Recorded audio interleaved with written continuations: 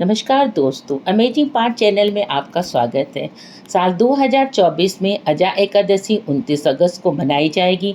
भाद्रपद महीने में जन्माष्टमी के बाद आने वाली एकादशी को अजा एकादशी कहा जाता है। धार्मिक मान्यताओं के मुताबिक इस दिन भगवान विष्णु की पूजा करने से जीवन के दुख, दर्द, पैसे से जुड़ी परेशानियां दूर हो जाती हैं। 29 अगस्त को अजा एकादशी के साथ ही स्वार्थ सिद्धि योग भी रहेगा, जिससे यह व्रत भक्तों के लिए बहुत ही फलदायी होगी। इस दिन लक्ष्मी नारायण की पूजा करनी चाहिए, फलाहारी चीज़ों का भोग लगाना चाहिए, जिसमें हमें तुलसी दल का उपयोग करना चाहिए, जिससे कि हमारे सारे जो भी कष्ट हैं वो भगवान हर लें। जैसे कृष्ण भगवान ने इस अजा एकादशी के बारे में महाराज युधिष्ठिर को बताया था कि एक कहानी बहुत ही मशहूर है इसके लिए, जिससे कि राजा हरिश्चंद्र के सारी दरिद्रता दूर हो गई थी। एक बार राजा हरिश्चंद्र, जो कि राम के वंशज थे, के बारे में कहा जाता है कि एक बार उन्होंने सपने में महर्षि विश्वामित्र को अपना सारा राज्य दान में देते हुए देखा, लेकिन अगले दिन जब वे सुबह जागे सपने को भूल गए। महर्षि विश्वामित्र महल में आए और राजा हरिश्चंद्र तो अपना सपना याद दिलाया। इसके बाद राजा ने खुशी खुशी अपना राज उन्हें दान में दे दिया, लेकिन उसके बाद भी दक्षिणा की बारी आई तो वो बोले, पहले ही सब कुछ तो दान में दे दिया, अब दक्षिणा के लिए धन कहाँ से ले आऊं। लेकिन विश्वामित्र ने कहा कि नहीं, तुम्हें दक्षिणा देना ही होगा। तो बहुत विचार करने के बाद राजा हरिश्चंद्र ने खुद को बेचने का फैसला किया और काशी की ओर चल पड़े। उधर रानी तारामती और पुत्र रोहिताश को एक व्यक्ति ने खरीद लिया। उधर राजा हरिश्चंद्र को शमशान के एक स्वामी ने खरीद लिया, और जिससे कि उन्होंने स्वामी महर्षि विश्वामित्र को जो भी धन थे वो दे दिया।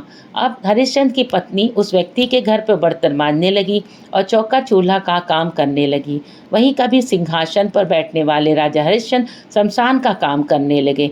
एक दिन राजा के पुत्र रोहितास को सांप ने डस लिया, जिससे उसकी मौत हो गई। लेकिन तारामती के पास कफन तक के पैसे नहीं थे।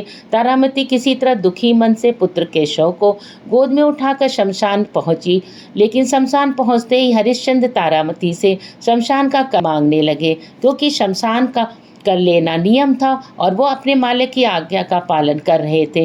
राजा हरिश्चंद्र पत्नी से बोले कि शमशान का कर तो देना पड़ेगा। फिर हरिश्चंद्र ने पत्नी से कहा, यदि तुम्हारे पास कर देने के लिए धन नहीं है तो तुम अपनी साड़ी का एक टुकड़ा फाड़ कर दे सकती हो। जैसे ही रानी तारामती ने अपनी साड़ी फाड़ना शुरू किया, वैसे ही महर्षि विश्वामित्र प्रकट हो गए और उन्होंने कहा, हे राजा, तुम धन्य हो और तुम परीक्षा में पूरी तरह से पास हुए। ये तुम्हारी परीक्षा ली जा रही थी। जब भी दान की बात आएगी तुम श्रेष्ठ दानवीर और धार्मिक हो। इसे पुत्र रोहितास भी जीवित हो उठा। राजा को उसका पूजा राज्य भी लौटा दिया गया। इतना ही नहीं, महर्षि विश्वामित्र ने कहा, संसार में जन्म, धर्म, दान और सत्य की होगी तो राजा हरिश्चंद्र का नाम लिया जाएगा। राजा हरिश्चंद्र ने अजा एकादशी की थी, जिससे कि उनका सारा राज्य पाठ उनको वापस मिल गया। तो इसी तरीके से हम कोई भी कार्य अगर करते हैं मन से, धीरज से और भगवान में बुद्धि से, तो हमारा काम पूर्ण होता है और दरिद्रता दूर होती है। धन का संपदा हमारी जो भी कष्ट में है वो भी लौट के आ जाती है। अजा एकादशी का व्रत उदया तिथि के मुताबिक मनाया जाएगा। साल 2024 में भाद्रपद कृष्ण एकादशी की तिथि 29 अगस्त को सुबह 1:19 से शुरू होकर 30 अगस्त को सुबह 1:37 तक रहेगी। इस दिन पूजा का मुहूर्त सुबह 6:06 से सुबह 10:53 तक और व्रत पारण का समय सुबह 7:49 और सुबह 8:40 तक रहेगा। व्रत पारण हरिवासर के समय में नहीं किया जाता है। एकादशी का व्रत रखने से दुर्भाग्य, दरिद्रता तथा अनेक प्रकार के कष्ट दूर होकर मोक्ष की प्राप्ति तथा सुख संपत्ति, ऐश्वर्य, पुत्र पुत्रादि से खुशहाल जीवन का वरदान प्राप्त होता है।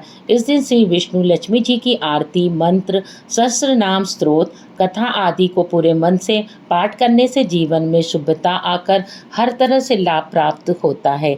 एकादशी व्रत पूर्ण रूपेण मनपूर्वक करने से मनुष्य, तपस्वी, विद्वान, पुत्रवान और लक्ष्मीवान बनता है।